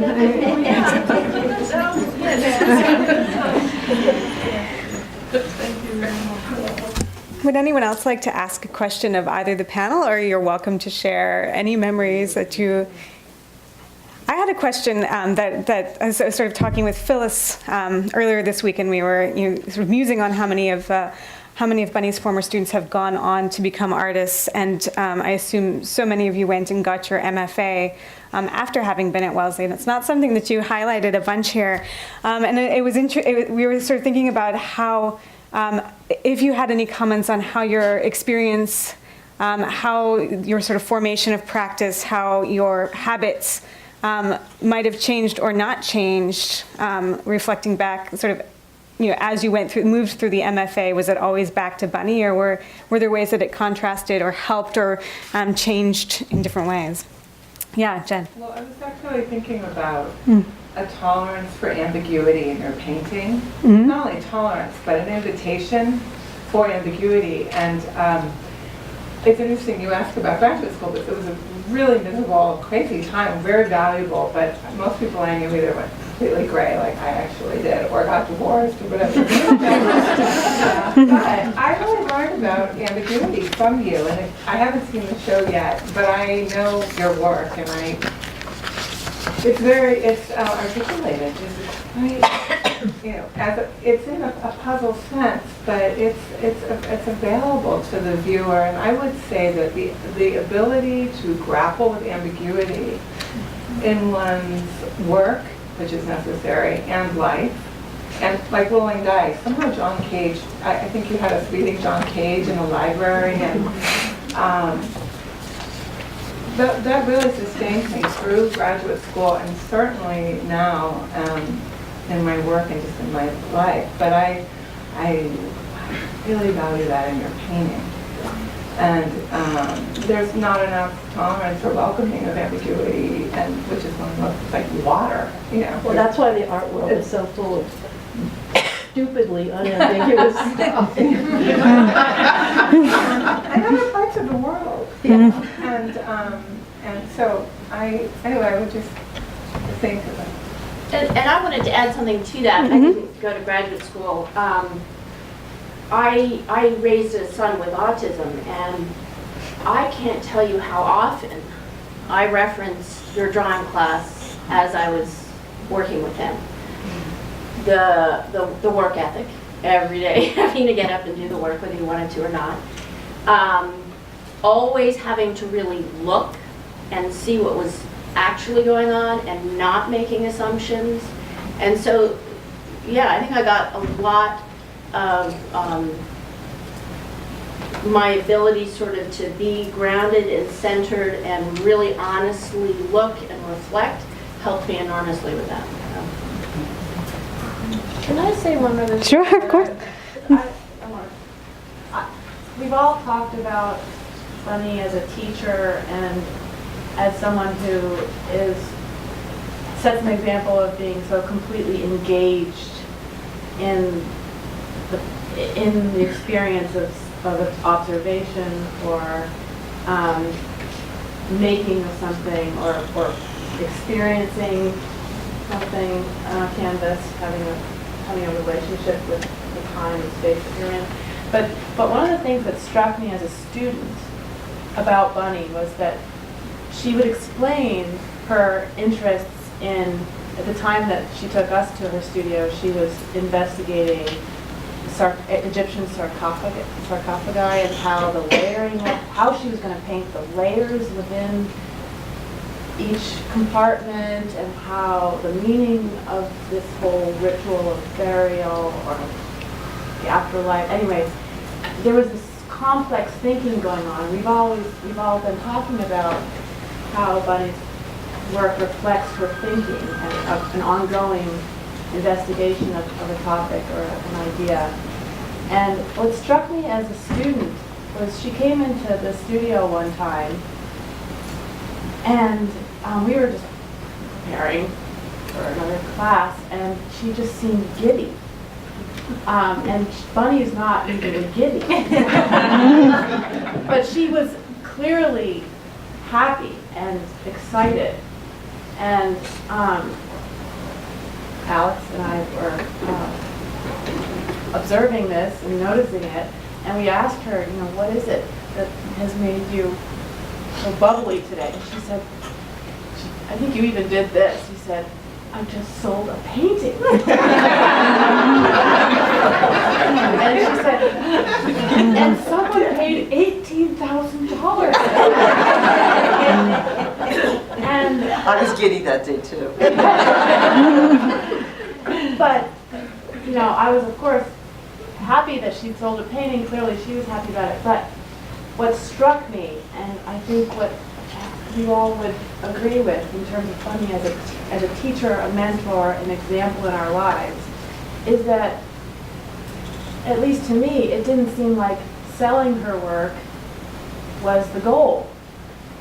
Yes, practically speaking it was, but her work was about her thinking and her exploration and her curiosity and her skill of perception and observation, and that was the work. That was what you wanted to grab from her and hold it close to you, because selling a piece of work is almost like a flattering, a wonderful end product, but it wasn't the goal. At least it didn't. As a student, I never thought her work was driven by that, and that was so important to me to know that it was okay to pursue something that hard, that labor intensive, that frustrating, with no anticipated return. I mean, I want to add to that because I sold the pictures to the collectors, and the collectors were not your average collectors, and that's something I think that's important to note. These weren't people who were going to come in and hang something pretty above a sofa. I used to have people do anything from one woman handed me a card once with the threads from her sofa on and said, "Can you match this?" no. Oh, yes. Oh, yeah, yes. And I judgments about what art should be for you. It's just, if it is about the warmth and web or whatever of your sofa, and it's going to give you joy. Absolutely. We'll talk about what art is later. Bunny's work, whole different thing. I said this to you earlier when we were walking through the exhibition. Bunny's work was full education for me to absorb, to learn, to understand about Kepler and space-time and botany and anything that was in her incredibly complicated, fertile brain. I had to kind of study it and then give it back to someone, pay it forward to someone really, and hope that they got it. And the people who bought it are the ones who got it. And they were generally the most intelligent. I mean, not generally, they were the most intelligent. They were the ones who were listening and looking and putting the listening and the looking together. That is not always the way a work of art is sold. It is not what always motivates a person who wants to own a work of art. So that was those were moments that should have happened more frequently as the art market evolved and changed, and we were selling work during decades where things were changing and focus was in another direction. It was challenging to find the real art, thoughtful art buyer, the person who was not looking for a label or a signature or a trend, but a work of art that is about a relationship that was going to inform them. And those who own the work of art understand those paintings the way as if they had pulled up a chair inside that part of your brain while you were making it, because you couldn't let it go without having that relationship. It was almost like a responsibility that I had to you and to the artwork. There's some artists out here. Not easy. Just a few. Yeah. Well, I'd just like to say, first of all, you're my favorite artist. And secondly, I only took one class with Bunny. And I feel that whenever I see art, think about art, I always think of you. And I think the way you taught, you made us think,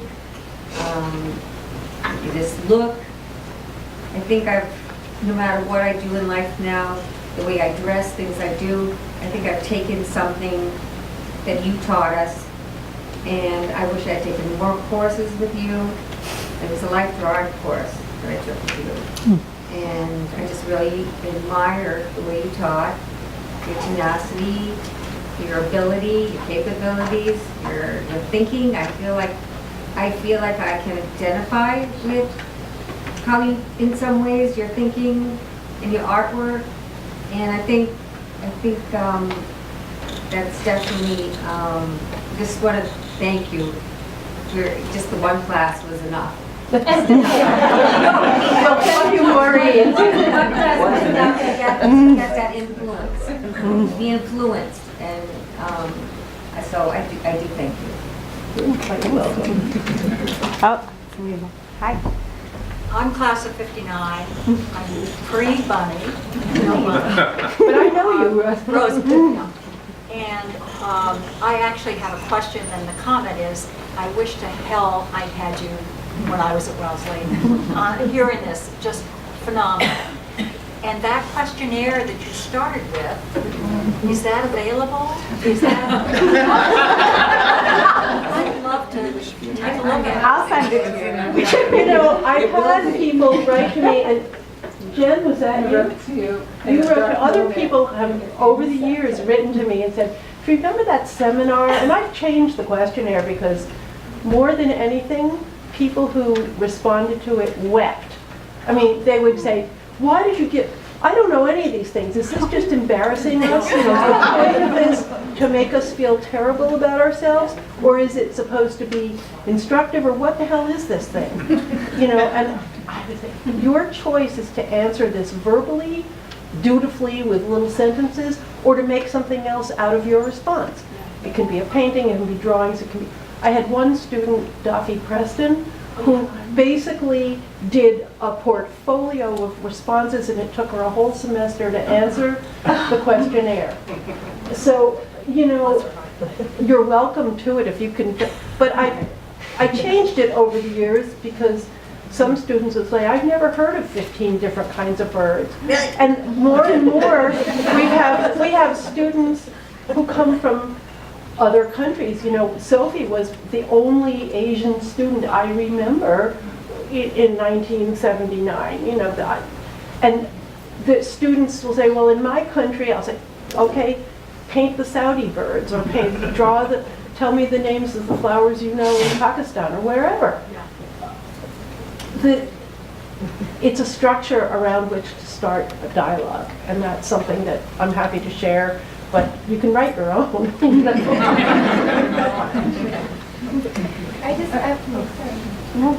I just wanted to address the MFA question that you had, and I did not get an MFA, but I would say, and I'm not against MFAs, I think always gonna get it.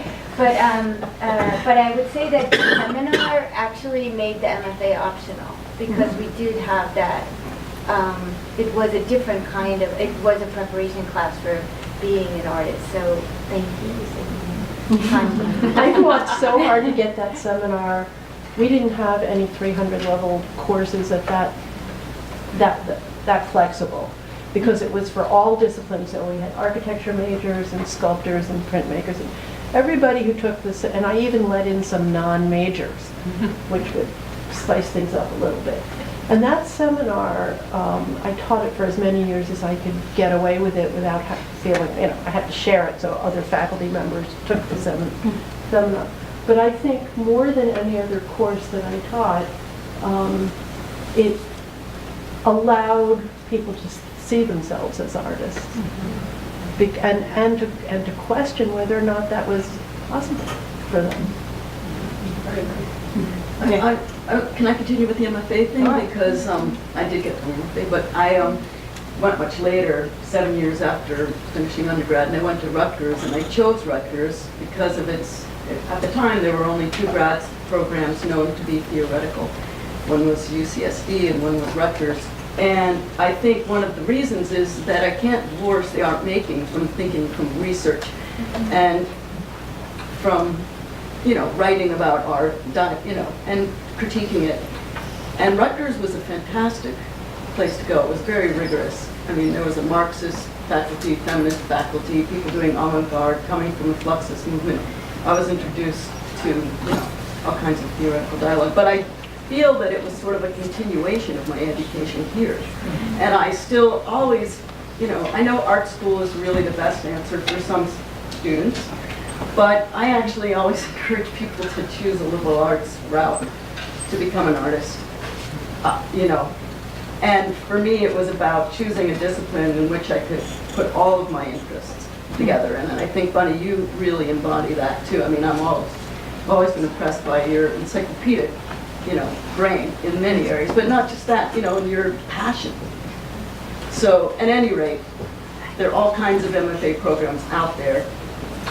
That one suited me, and I think it's really well suited for that. Yes? I'm sorry. Oh, sorry. There's a question. Oh, I was just going to say, Bunny, that I went to graduate school. I went too soon after college. Didn't know what else to do. But I felt like the professors that were in graduate school were my adversaries, but you were sort of in my pocket as my supporter. And you can do it and hang in there. And so that was a gift. Yes. I want to say that after Wellesley, after a few years, I went to study landscape design. And over the years, Bunny's paintings have been extremely inspirational for landscape design, architectural design, because her paintings are so much about the experience of place as you move through a place, and as you sense it in all the various senses, you know, the touch, feel, smell, your even auditory. I once was allowed, maybe it was, somebody allowed me into a gallery in New York City and to see one of Bunny's paintings downstairs in the office room. Was that you? Was that you? I was so appreciative of that, and I just remember looking at this wonderful painting and looking at sounds, and I think that Bunny's interdisciplinary connection with the design fields is really important to mention. And the other thing I want to say is that when you were just saying how you have Bunny in your studio every day, I just started to cry because I feel so much like that. I feel like I have Bunny with me every day. I can't say in the studio because, you see, I find it many things to procrastinate with, to distract me, and I feel I'm a painter, and yet I never quite paint. And so, and a designer, but I feel that this faith that people feel that Bunny has, that ability that you've had to give your students this sense of faith in themselves and that they can do it it's such a gift that you've given to so many people, obviously. Mm-hmm. And just thank you so much. It's so important to me every day. Thank you, Sarah.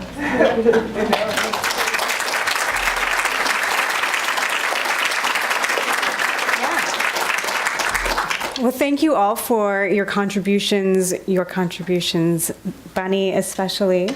We're so happy to have you here, and we'd love to continue the party. So there's a reception over at the museum, and the Bunny's exhibition is open, so you can go down and look at that. Maybe she'll come down and talk a little bit about it, if you want to talk still. But thank you for coming, and we'll see you next door. Thanks, Bunny.